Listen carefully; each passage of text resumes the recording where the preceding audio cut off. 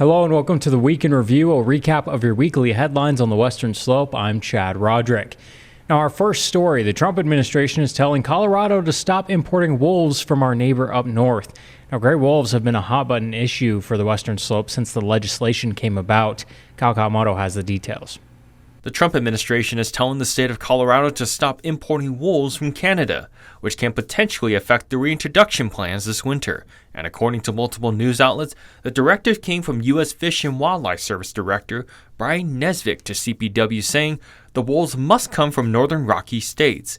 We also reached out to the Colorado Parks and Wildlife Service for comment, and a representative sent us a statement saying in part, quote, CPW continues to evaluate all options to support this year's gray wolf releases in alignment with the approved Colorado Wolf Restoration and Management Plan and the 10J.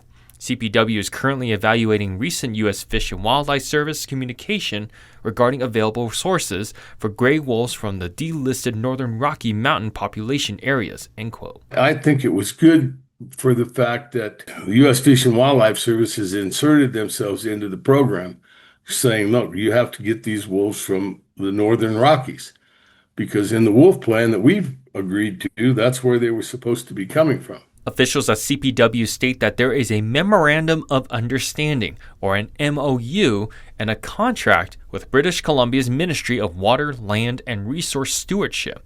This agreement allowed CPW to translocate 10 to 15 wolves this winter. We've also reached out to Governor Polis's office for comment, and a representative from his office stated in part, the state of Colorado and Colorado Parks and Wildlife are committed to fulfilling the will of Colorado voters and look forward to the continued reintroduction of gray wolves in line with the Colorado Wolf Restoration and Management Plan final unanimously adopted by the Colorado Parks and Wildlife Commission. I would like to see the state of Colorado pause the next reintroduction in this winter. Kyle Kawamoto, Fox 4 News. Now, in related news, a new ordinance was recently introduced that Montrose County officials believe will protect landowners and livestock from the introduction of non-native wildlife, including the Canadian gray wolf. Marge Tobin spoke with Montrose County commissioners about the ordinance. Montrose County commissioners are considering an ordinance that would make it illegal to introduce non-native wildlife species into the county. Commissioner Sean Pond says the proposal is grounded in state law and aimed at protecting residents, agriculture, and local industries. The ordinance that we put forth is factually grounded under state statute, grounded in the law, and we're taking action to protect the constituents of Montrose County. Pond says the Canadian gray wolf specifically poses a threat to livestock and ranchers across western Colorado. He argues that the wolves being introduced are larger and more aggressive than the species that were once native to the state. There's a big difference in the type of a predator they are. The Rocky Mountain gray wolf, let's say an adult male would have been 50 to 60 pounds in size, compared to a Canadian gray wolf, which is 130 to 140 pounds in size. The measure would also allow the Montrose County Sheriff's Office to respond to wolf depredation calls. Pond said this would help ranchers get faster investigation and compensation. So part of this ordinance is to give the responsibility in Montrose County to the local sheriff's department, so they can be there in a timely fashion to do the investigation, so that we can make sure if we do have wolf depredation, our ag producers and all cattle ranchers are quick to be paid, and the evidence isn't lost to the wildlife. The measure passed its first reading by a 2-1 vote. Pond and Scott Majaris approved the ordinance while Sue Hansen voted no.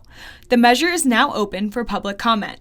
It will return to the board in November for possible adoption. Pond says he hopes other counties will follow suit. We did have one commissioner that opposed the first reading and publication of the ordinance, and she said that the reason she opposed it was because she thought it would be hard to enforce. I would also look to strike the broader animal characterization and specifically speak to wolves. If adopted, the ordinance would formally restrict the introduction of non-native wildlife species. Marge Tobin, Fox 4 News. And recently enacted body camera mandates for law enforcement have resulted in massive amounts of evidence for district attorneys to process. Today, the Mesa County Commissioners unanimously approved six-figure funding for DA's footage organization software. Ariana Boss spoke with the DA's office to break down why this tool is invaluable to their work. For years, District Attorney Dan Rubenstein and his colleagues at the DA have relied on Axon legal software to process hours upon hours of law enforcement body cam footage. We were getting so much footage that it was really difficult for our attorneys to be able to view them. Faced with a looming end to their original contract and ongoing county budget problems, his office caught a big break, and just in time, when the Mesa County Commissioners unanimously approved the renewal of a 5-year contract on Tuesday morning to the tune of just over $178,000. So move. Second. All in favor? Aye. Aye. Motion carries 3-0. $178,000 does seem like quite a high price tag. It would be quite a bit more expensive just in the additional staff to review all of that footage. Since 2023, Colorado law requires law enforcement to wear body cameras when engaging with the public. In turn, the DA's office is mandated to process and get that information out to all parties involved. Without Axon software, Rubenstein says, that task could be colossal. If you have, for example, 5 or 6 officers that show up on scene for a 1-hour interaction, we might have to watch 5 or 6 hours worth of footage. The commissioners are the governing body responsible for funding the DA's office. Rubenstein says for what value the software gives back to the community, the 6-figure funding is a comparatively small price to pay. If we don't have this sort of software, it probably would result in us having to bring online an additional maybe 5 or 10 staff members. They're going to have to ultimately cut the check one way or the other to do it. They may as well cut the check to the right place that's going to provide us the tools to do our job the best we can. Ariana Boss, KREX News.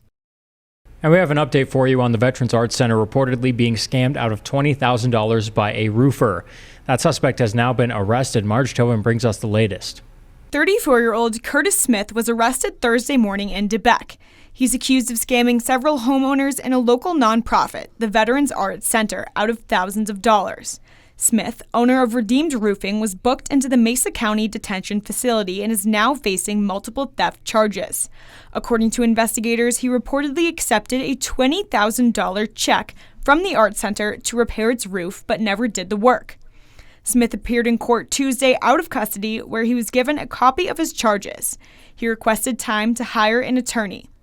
Founder and president of the Arts Center, Wendy Hoffman, says after months of uncertainty, she's relieved to see progress in the case.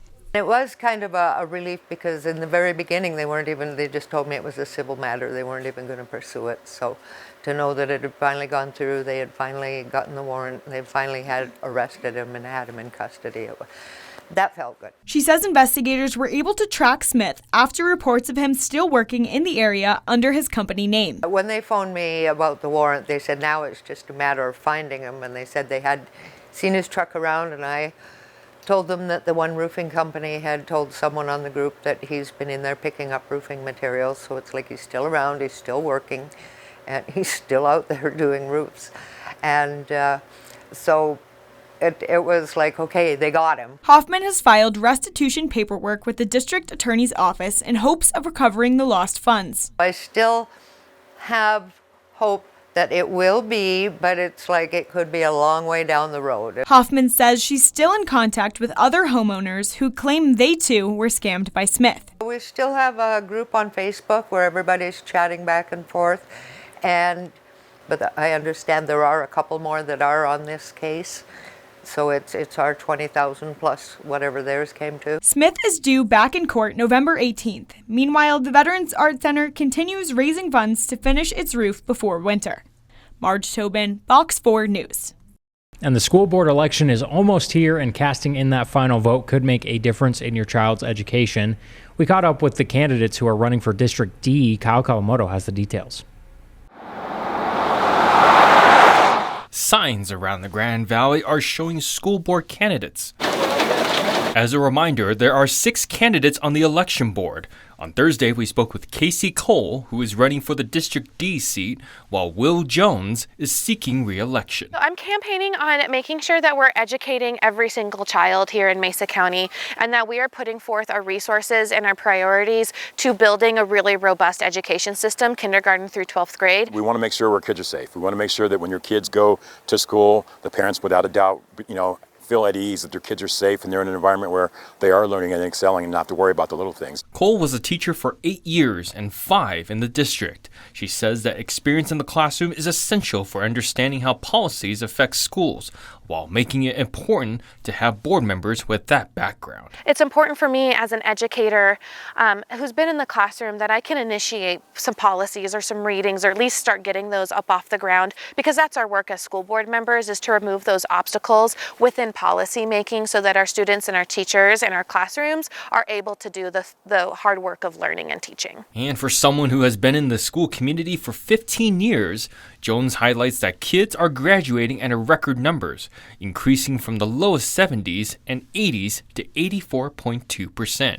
He aims to reach 90 to 100% if elected. He noted the positive impact on the community and students' sense of belonging. We want to make sure that they're taken care of, and the parents know that their jobs at home are being taken care of. We're not trying to be their parents, but we're just another advocate or another person for them. So with all of us working hand in hand together, we're building great young men and women. Kyle Kawamoto, KREX News.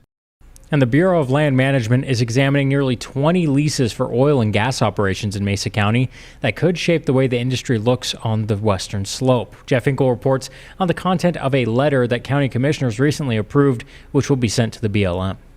It's just a letter to say, hey, don't forget about us. We want to be a part of the process. The Bureau of Land Management is considering opening up an environmental assessment into thousands of acres of oil and gas development in the state, saying that from 2015 to 2020, the leases weren't reviewed harsh enough to see how much of an impact that oil and gas production would have on the environment. That assessment includes over 16,000 acres of development in Mesa County. Mesa County is almost 75% federal land. So we don't have a lot of private land oil and gas development. We still get taxes off oil and gas that's developed on federal land. So it's important to us, not only as a tax base that we can service our roads, schools, because schools take the majority of our property taxes.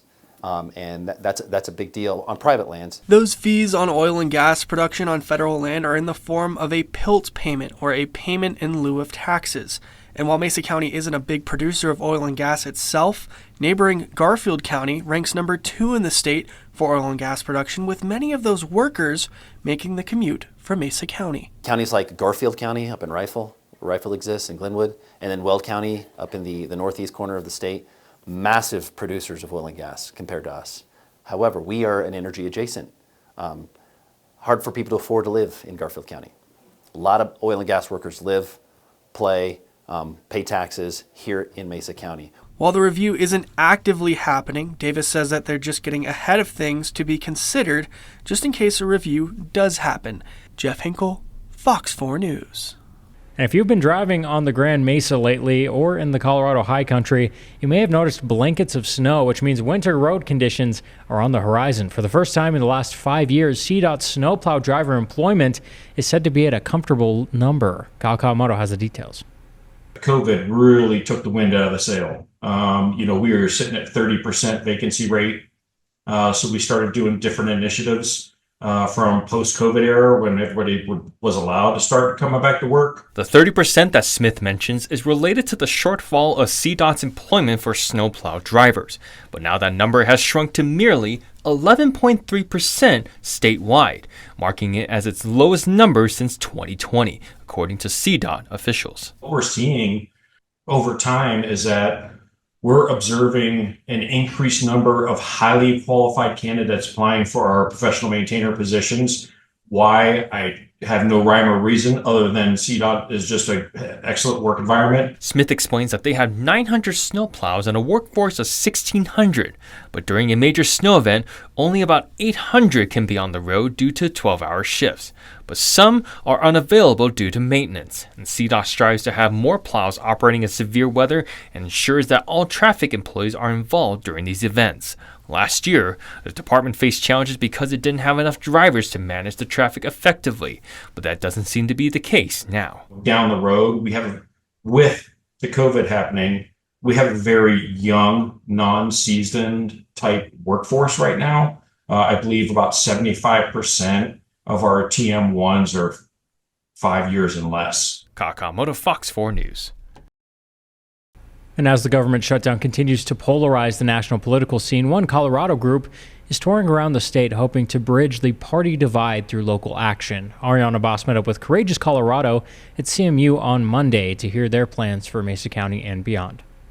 While national politics continues to divide us, there's so much that can bring us together at the local level. On day 27 of the government shutdown, advocacy group Courageous Colorado stopped through Grand Junction with a message that Democrats and Republicans may have more in common than national politics would have them think. This is a deliberately cross-partisan effort, and we're doing that because we know that the solutions to local problems are not partisan. No one group's a monolith. There are lots of types of Democrats and lots of types of Republicans, so we have to break down this assumption that one group of people believes all one thing. Founder Dr. Landon Mascareñas and his team are on yet another statewide tour to foster relationships across party lines, encouraging Coloradans to refocus on their local communities and away from national divisiveness. When we look at what brings neighbors together and what people can actually converge on and work together on, those typically are issues that are of local interest and not party interest. The gathering is small, but hopeful that promoting issues like clean election funding, ranked choice voting, and political youth engagement can make Democrats, Republicans, and everyone in between value their similarities instead of dwell on their differences. People really care about our youth and our community and the well-being of our community, and so if you really put those at the forefront of what you're talking about, then it'll have more of an impact than things that are happening outside of our community nationally or in other parts of the state where we don't live our day-to-day lives. It won't be just one thing that we do everywhere, but actually each community picking the thing that for their context makes the biggest difference to move democracy forward. Ariana Boss, Fox 4 News. And the sound of competition fills the air at Lincoln Park as hundreds of students from across Colorado take the field for the high school state marching band competition. Marge Tobin was there and has some of the sights and sounds of that competition. I'm here for what is expected to be one of the largest events ever held at Lincoln Park. It's the high school state band competition. The city of Grand Junction, in partnership with School District 51, is hosting the event with thousands of students and spectators from across the state. More than 30 of Colorado's best high school bands from Class 1A, 2A, and 3A, including Palisade, Delta, and Olathe, are performing, bringing with them 48 buses and 64 trucks and trailers. I was able to speak with Matt DeYoung, principal of Rye High School, just after the team secured a place in the finals. We're only in our third year of marching this year. We had a program many years ago. We just brought it back 3 years ago, and we were able to compete in the semifinals today. Top 4 teams move on, and we made top 4, so they'll be competing in the finals again tonight. For students, the journey to the state competition represents hours of hard work and dedication. They're practicing multiple times a week.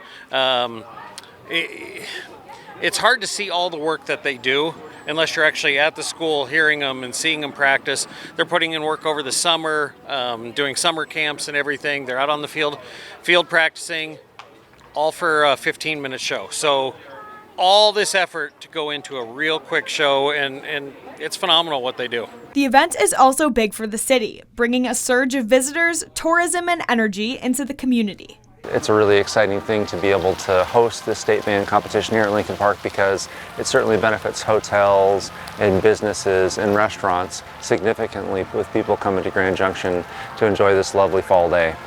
It's fun to see these stands, which are normally filled for football games, to be filled for this unique event. Marge Tobin, Fox 4 News. And United Way and Sunshine Rides collaborated to create a new nonprofit aimed at providing unhoused people with the resources to successfully become and stay housed. Rin Lewis has more. It's to give people an exit strategy from homelessness. Sunshine Community, a collaboration between United Way of Mesa County and Sunshine Rides, is a nonprofit that aims to serve unhoused residents who are access limited, income constrained, and employed. We are starting a 6 to 12 month pilot program to help serve 8 of those people who are super motivated to earn their own freedom back again and become members of our community. Philip Masters, Outreach and Services Coordinator with United Way, says the idea for Sunshine Community came when United Way started doing outreach after the Resource Center's closure in June. From doing outreach, we needed a next step, and so we created United Way Services Hub in partnership with Hilltop. But Masters says they needed another step beyond that. Kelly Mylan from Sunshine Rides used the old Sunshine Ride buildings and created Sunshine Communities to be that next step, to be that continued support. Alexis Hizeroth, Program Manager for Sunshine Community, says the program will offer a number of resources to those it serves, like a transitional shelter. You come to Sunshine Community every day and you have a set schedule for what you're going to be doing that day. It could be meeting with your peer counselor, it could be doing an art program, it could be going over to Royce Hurst Humane Society and doing some work with the animals there. Program participants can also get rides to and from services through Sunshine Rides. The idea of a day-to-day partnership between the two of us is Sunshine Rides essentially eliminating that transportation aspect barrier of accessing the services and opportunities that the members of this program are going to be utilizing. Hizeroth says those hoping to join the program must be referred. We prefer that you start in the United Way Services Hub and we get to know you. We learn a little bit about your background, make sure that you're sober and or in a program. If you are coming every program for like 5 weeks or more, you're showing that you're making good progress and that you're motivated to be here.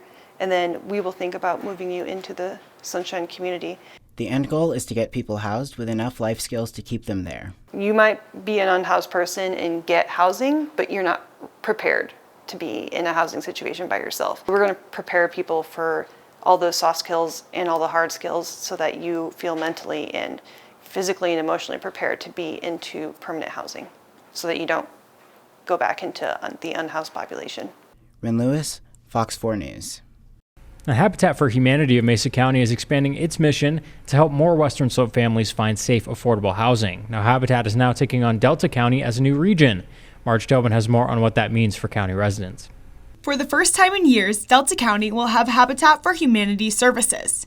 The Mesa County affiliate was approved by Habitat International to expand its coverage area, a move that has been a year in the making. We're really excited to be able to announce that Habitat of Mesa County will now be servicing Delta County as well. Laurel says the group is still figuring out exactly what services will be offered, but the first step is listening to local needs and partnering with community organizations. We really want to be looking at funding sources and meet with our partners and hear from the community so that we can create a program that meets the needs of Delta County. Habitat for Humanity Mesa County is also working to build more homes than ever before, a sign of its growing impact across the region. We're really excited here in Mesa County.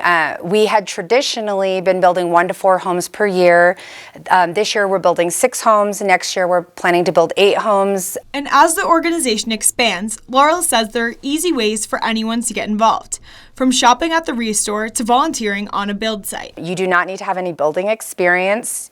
We will teach you everything. We have all the tools. We have people who have never built anything in their lives come out and be able to join us and learn, and it's great. So we'd love to have more people come out. Laurel says a name change may be coming soon to reflect their new service area, but the mission remains the same: building homes, communities, and hope across Western Colorado. For more information on how to volunteer or donate, you can visit habitatmesa.org. Marge Tobin, Fox 4 News. And during this time of year and this Halloween season, pet safety is a concern. Experts say they see a rise in cases of dog toxicity poisoning on Halloween and throughout the holiday season. We have more on how to keep this Halloween celebration a happy one for you and your pet. If your dog plans to trick or treat with you this Halloween season, make sure they don't get tricked into eating foods that will make them sick. Halloween is a hazardous time for our furry friends, with multiple national pet insurance companies reporting spikes in toxicity poisonings around Halloween and throughout the rest of the holiday season, when tasty treats are abundant. One of the most dangerous desserts for dogs? Chocolate. Darker the chocolate, the more poison it is to dogs. It affects their heart rate and their nervous system. So the higher the cacao count, then the more toxic it is. The consequence of chocolate toxicity is no ghost story. While people can usually handle these compounds with no problem, dogs can get sick and possibly even die from chocolate overdoses within a matter of hours. Candies containing the sugar substitute xylitol, grapes, and raisins are also poisonous to dogs. To play it safe, it's best to leave the trick-or-treating to the kids, no matter how intimidating your doggie's demands may be. Experts also say prevention is the best medicine. Keep candy bags off the floor and on high counters where your dog can't reach. age. And be on the lookout for dropped candies hiding in plain sight. Happy Halloweeny. Ariana Boss, Fox 4 News. All right, that does it for the Week in Review. Make sure to tune in every Friday for a recap of your local headlines. I'm Chad Roderick.